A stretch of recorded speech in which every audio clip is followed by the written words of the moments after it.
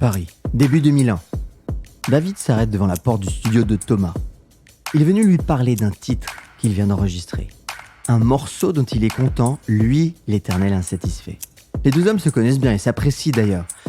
David a fait jouer Thomas et son complice Guy-Manuel de Homem Christo à Ibiza avant leur succès planétaire Around the World. Thomas, je peux avoir ton avis sur un morceau ? Avec plaisir, David, vas-y. David esquisse les premières notes, puis enchaîne la totalité du morceau qu'il vient d'enregistrer avec Chris Willis. Une fois le morceau terminé, il se tourne vers Thomas, cherchant son approbation comme un adolescent inquiet. Mais Thomas est déjà ailleurs, transporté par la musique. Waouh, c'est vraiment bon, hein ? Sans même attendre la réponse de David, la moitié de Daft Punk saisit son téléphone. Il appelle le président de Virgin et lui déclare tout de go « Je suis avec mon copain David, il a fait un truc pas mal, vous devriez vraiment écouter. » La bénédiction de Daft Punk dans la poche, David signe le jour même avec la Major. Un morceau enregistré en 2 jours. Je vous emmène aujourd'hui au cœur de la house française, à la découverte de David Guetta et de son épouse Cathy. L'histoire d'un homme inséparable de celle de son couple. Un homme qui inventa un métier pour en faire une industrie. Bienvenue sur L'Apprenti. L'Apprenti, c'est quoi ? C'est le podcast où je vous raconte des histoires d'entrepreneurs et d'entreprises qui nous inspirent, qui vous inspirent. Ces histoires, c'est moi qui vous les raconte, simplement, sans phare, avec tous les détails. Rien ne vous échappera. Je m'appelle Laurent Brohat, je suis moi-même entrepreneur. J'ai créé et revendu ma boîte en 10 ans. Et c'est toute une histoire.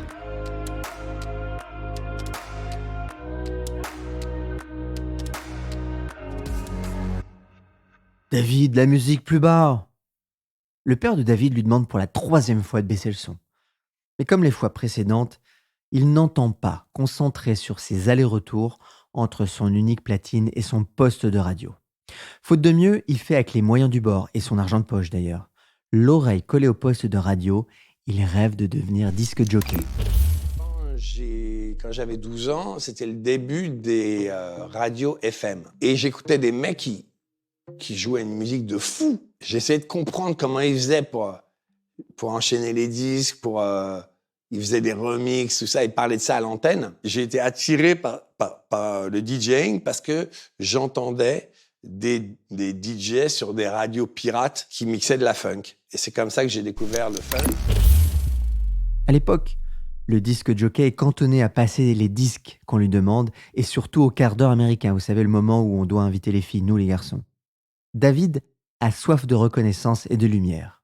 Alors, il prend la décision de sortir ce métier de l'ombre. En attendant, il travaille, mais pas à l'école, au grand désespoir de ses parents. 2 68ards séparés depuis 2 ans. Le père sociologue reconverti dans la restauration, la mère psychanalyste et engagée à l'extrême gauche. Si pour ses parents l'argent est une chose sale, pour David par opposition, elle va devenir le symbole de sa réussite. Mais pour l'instant, David est coincé devant sa prof de maths entre ses 2 parents. « Mais qu'est-ce que tu vas faire comme métier plus tard avec de tels résultats ?»« Disque jockey », répond l'adolescent par provocation. « DJ ? Mais c'est pas un métier !» répondent en chœur ses parents consternés. Pas grave, si ce n'est pas un métier, David en fera une véritable industrie.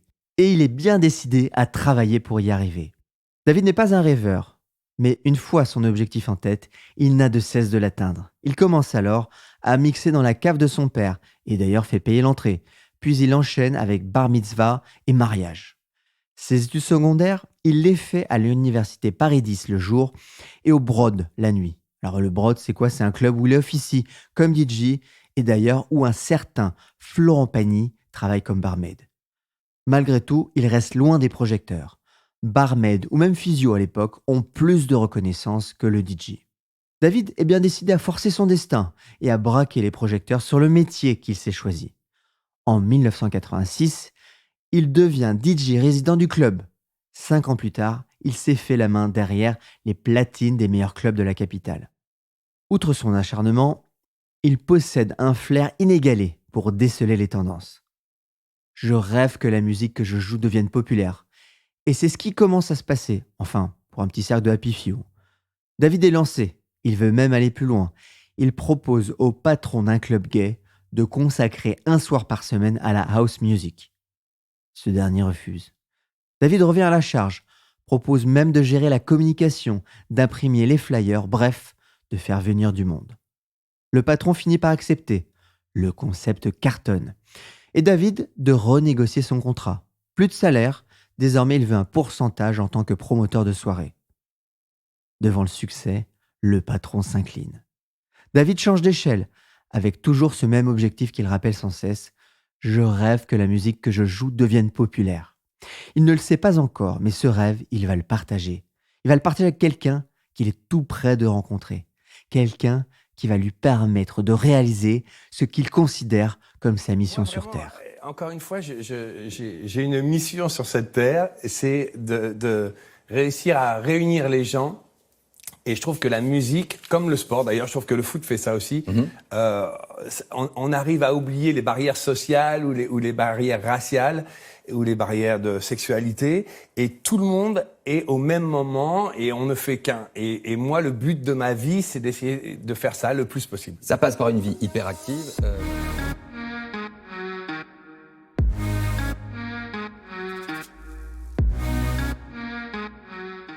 David vient de descendre sur la Côte d'Azur et il a commencé à se faire un nom à Paris. Et maintenant, pourquoi pas partir à la conquête de la Côte d'Azur? Mais là, maintenant, pour l'instant, c'est des vacances. Sur place, les choses s'avèrent plus compliquées. Sa house de boîte gay détonne pour une clientèle qui réclame plutôt C'est la danse des canards. un univers à l'opposé de celui de David. Vous en conviendrez. Un soir, David se réfugie au Bal, l'un des seuls spots de la côte où résonne le tam-tam de la acid house. La responsable VIP de l'Hysteria a un club branché de la côte et là ce soir, Cathy Lobé est venue avec ses copines s'éclater après son service. David a 21 ans, Cathy 22 ans. C'est le coup de foudre immédiat. L'alliance du yin et du yang.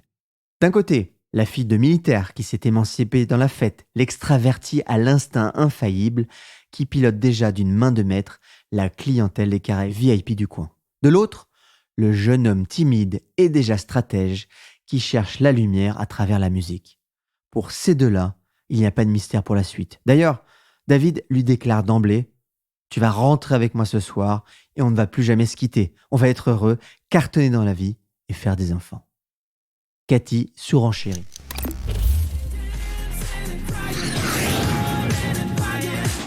Quand on s'est rencontrés, il y a eu comme ça ce coup de foudre, boum, et en même temps, je crois que le seul lien que l'on avait tous les deux, c'était la musique. À la fin de la saison, ils repartent tous les deux sur la capitale. Une alchimie se met en place qui va transformer le monde de la musique à jamais.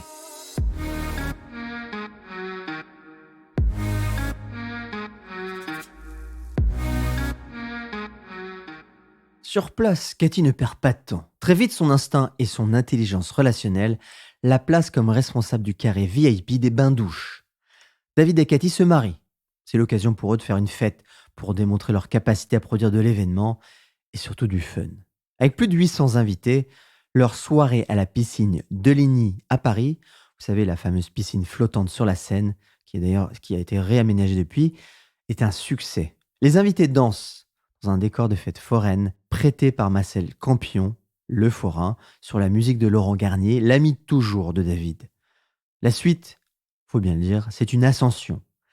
David se voit confier la direction artistique du Queen sur les Champs-Élysées. 1 an plus tard, c'est le grand saut. Cathy et David montent leur propre société. Toutes leurs économies passent dedans. Mais au lieu de l'apogée, c'est la chute. La première soirée au Bataclan vire au fiasco financier. Il faut dire que c'est un défi absolu.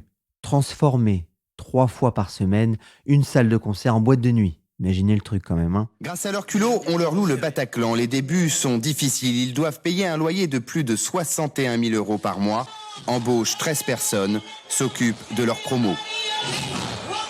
Malgré de l'énergie à revendre et des thèmes de soirée délirants, ils ont bien du mal à boucler leur fin de mois. Eh oui, le Bataclan.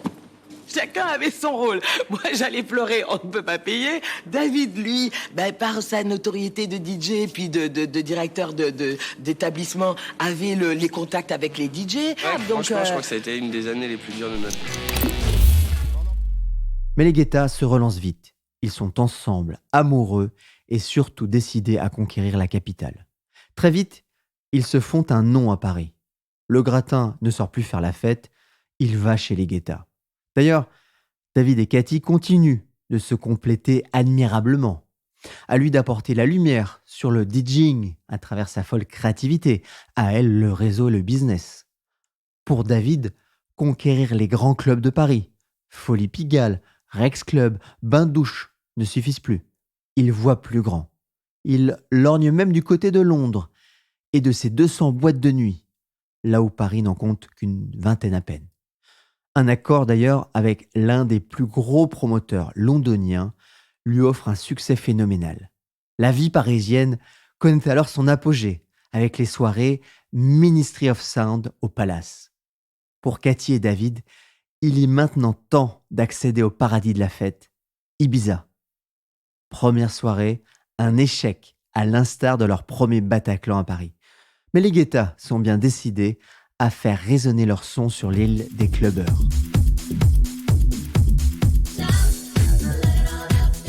Après 5 années de travail de dance floor sur l'île, Cathy et David lancent début 2000 les fameuses soirées Fuck Me, I'm Famous. Et c'est un carton. David est élu le DJ d'Ibiza 2 années de suite. DJ c'est bien, musicien c'est son rêve. Et ce rêve-là, il va le réaliser.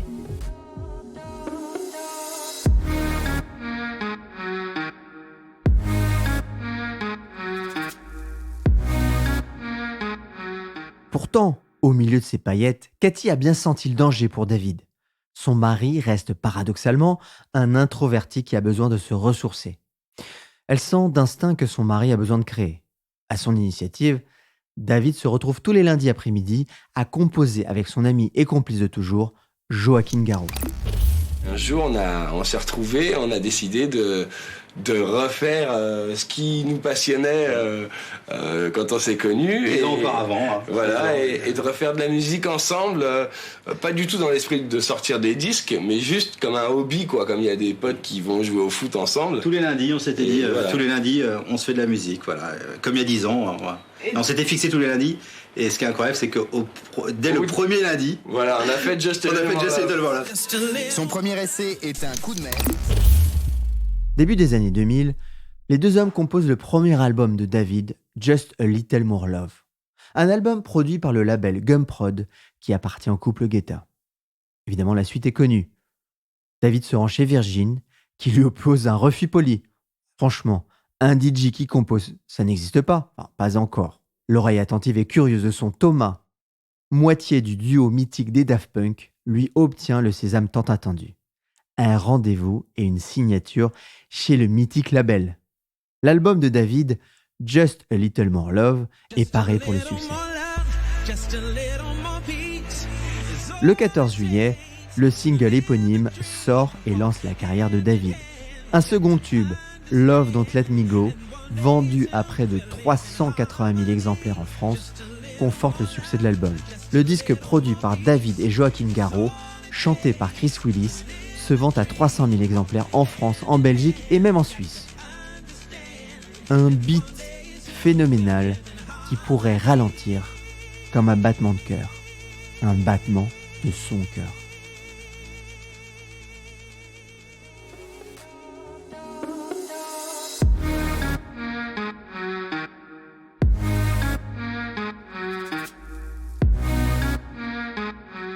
Fin 2002 et début 2003, les Guetta s'éclatent entre Paris et Ibiza.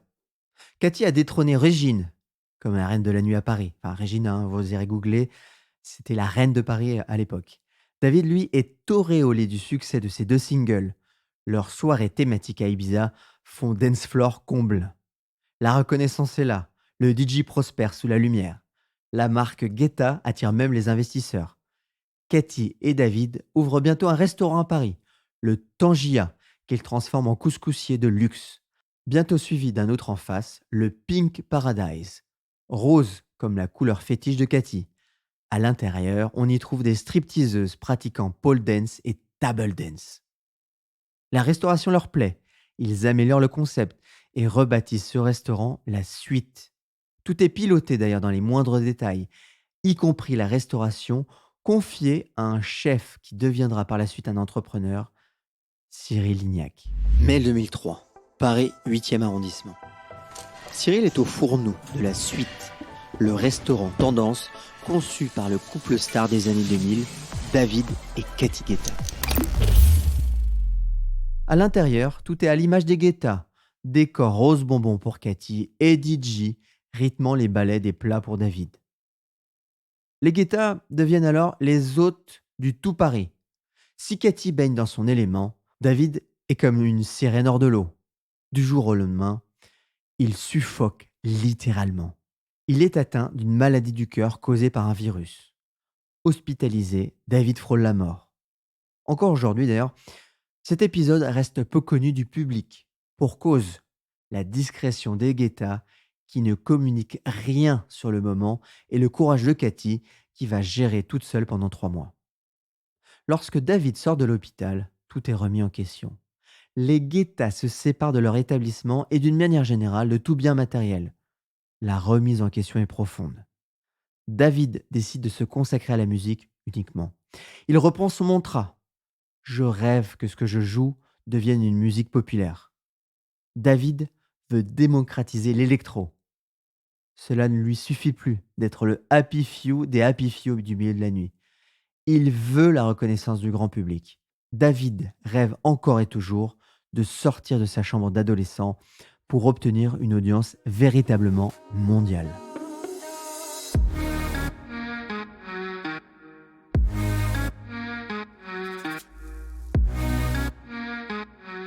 Tout à la musique, David et Cathy continuent de déployer leur concept Fuck Me I'm Famous au Pacha à Ibiza.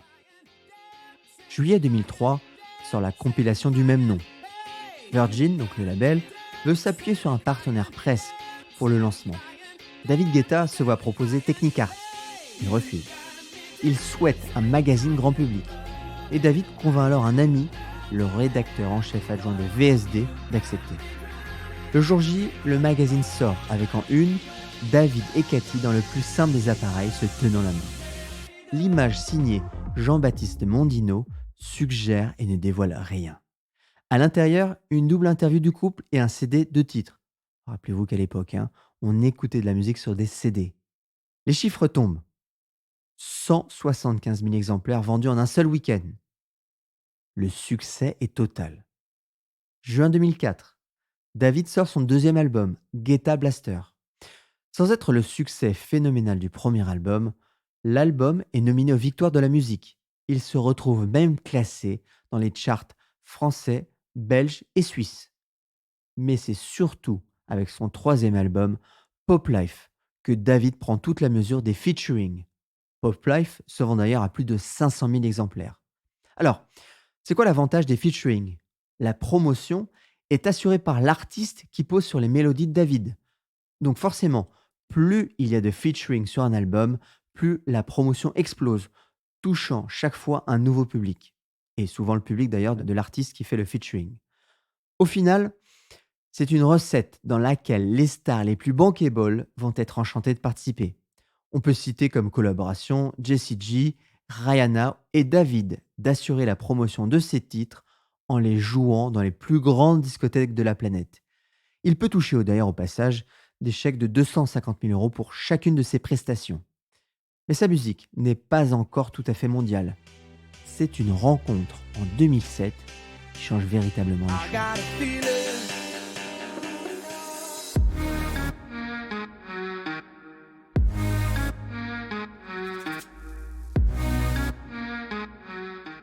« 10 août 2007. will.i.am, le leader des Black Eyed Peas, sirote tranquillement son cocktail dans l'espace VIP du Pacha à Ibiza. Un morceau le sort de sa torpeur rêveuse. Qui a fait ça ? Il ne s'adresse pas vraiment à quelqu'un, laissant sa question flotter dans le vide. Un type de son staff lui répond « Le morceau figure sur un album qui s'appelle Pop Life. »« Ah ok, mais qui a fait ça ?» relance le leader des Black Eyed Peas. « Un certain David Guetta, un Français pas encore connu. » Fin 2008, à Los Angeles, will.i.am pose les jalons du futur album des Black Eyed Peas. Il appelle alors David et lui demande explicitement un remix de Love Is Gone. will.i.am sait d'ailleurs ce qu'il veut. David, au même moment, est en train de finaliser les morceaux de son 4e album. 21 avril 2009. When Love Takes Over, premier single de cet album, sort. L'engouement est immédiat et le morceau devient rapidement un tube. Dans la foulée, un clip est tourné, vu, écoutez bien, plus de 165 millions de fois sur YouTube. Mais le succès n'est pas terminé pour David. 16 juin 2009, 2009 est une année vraiment prolixe, Black Eyed Peas sort I Got a Feeling. La chanson explose les charts. Elle reste numéro 1 aux États-Unis pendant 14 semaines, un record inégalé depuis 10 ans. Les chiffres suivent et se ressemblent. 9 millions de téléchargements sur la plateforme iTunes d'Apple. 15 millions d'exemplaires du single sont vendus dans le monde. Le titre entre dans le livre Guinness des records. Une pierre d'ailleurs de plus à l'édifice musical des Guetta. Fin juillet, toujours 2009, il sort Sexy Beach, chanté par Akon. Et enfin, le 24 août 2009, One Love sort, son fameux 4e album. One Love est certifié disque de diamant. 1,5 million d'exemplaires sont vendus. La musique de David l'a propulsé hors de sa chambre d'adolescent. Reste qu'à ce moment-là, il est aussi populaire qu'un Ravel, un Daft Punk ou même un Jean-Michel Jarre. L'électro-dance music s'impose partout, du Pacha, le fief des Guetta, donc à Ibiza, au reste du monde, en cette année 2009. Et le couple Guetta, toujours hyperactif, ne s'arrête pas. David, sous l'impulsion de Cathy, refait un concert géant, United, au Stade de France. Voilà, allô, j'ai Jean-Christophe Giletta au téléphone. Il me dit, j'aimerais vous voir, je suis le directeur des événements du Stade de France, et j'ai quelque chose à vous proposer. J'aimerais faire le premier grand rassemblement au son de la musique électronique au Stade de France avec vous. Et puis voilà, et puis moi j'étais, comme tu le dis, j'étais mal, j'étais pas bien, je ne trouvais pas ma place, j'étais là suspendue à mon fil à me dire mais quand est-ce que j'allais m'écraser. Et voilà, et je me suis dit puis merde, je m'en fous, j'y vais, qu'est-ce que je risque. Et donc tout cela, moi voilà, je me suis dit c'est comme un club et tu vas le traiter comme un club. Donc déjà le bon son, donc ça on y est arrivé, les performeurs, plus de 50 performeurs, les shows, les effets spéciaux, donc United, 40 000 personnes, le Stade de France, voilà, je me disais et combien même si je me plante, eh bien je l'aurais tenté. Et puis moi je suis une nana, j'aime les challenges et le risque et voilà. Tous les albums produits alors par la suite et lancés sont quasiment tous des succès. Listen, Titanium avec Sia. David est aussi nominé aux Grammy Awards, les Oscars de la musique, pour When Love Takes Over. Un succès servi par le sens du business des Guetta.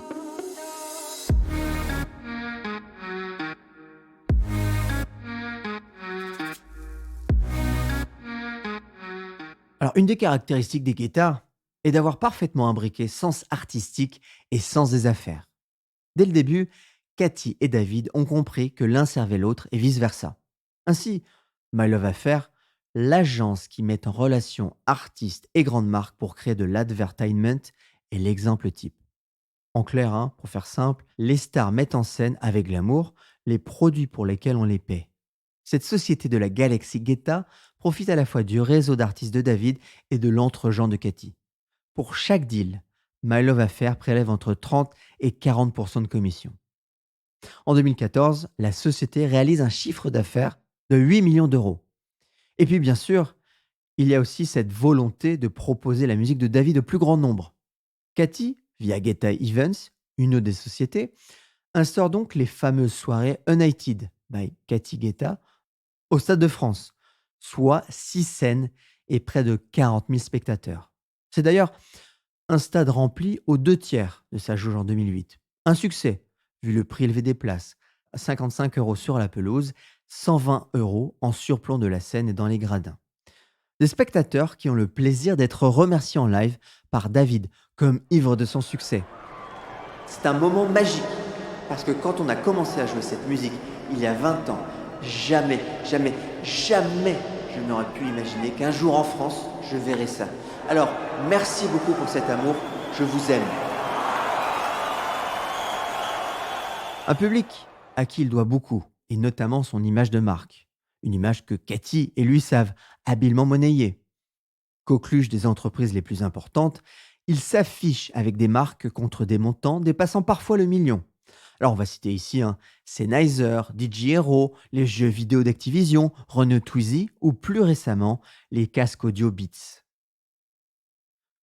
Un business florissant qui n'est pas stoppé pour autant par la séparation de David avec Cathy en juillet 2014. Prémonitoire, cette dernière l'évoquait déjà en 2004. C'est vraiment Cathy et David Guetta, si jamais, comme dans tous les couples, ça allait un peu moins bien en amour, comment ça se passerait du côté affaires?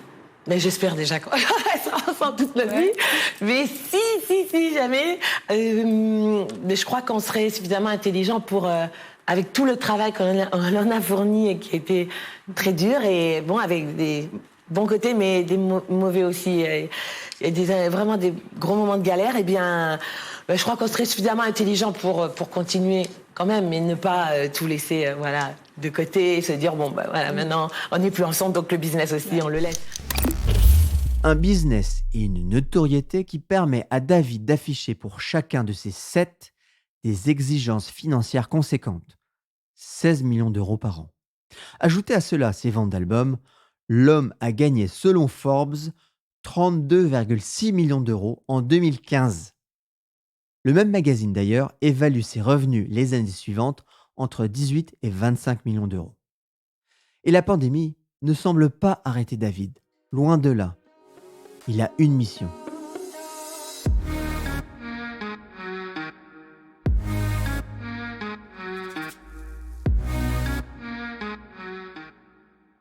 Juin 2021, nouvelle étape pour David, qui cède l'entièreté de ses droits à Warner Music pour un montant de 100 millions de dollars. Alors, est-ce une manière de se délaisser de la gestion d'un catalogue pour faire juste ce qu'il aime? De la musique? C'est difficile à dire. Une musique qu'il continue de jouer pendant la crise du Covid. Il organise notamment 2 concerts de charité, United at Home depuis Miami et New York, retransmis en direct sur les réseaux sociaux. En tout cas, David, je voudrais vraiment saluer un truc parce qu'on t'avait eu via Zoom depuis Miami pour United at Home. À l'arrivée, c'est 1,5 million de dollars pour lutter contre la Covid-19 via ton association qui ont été récoltés. 50 millions de téléspectateurs. Quand tu vois des chiffres comme ça, tu dois être super heureux, super fier.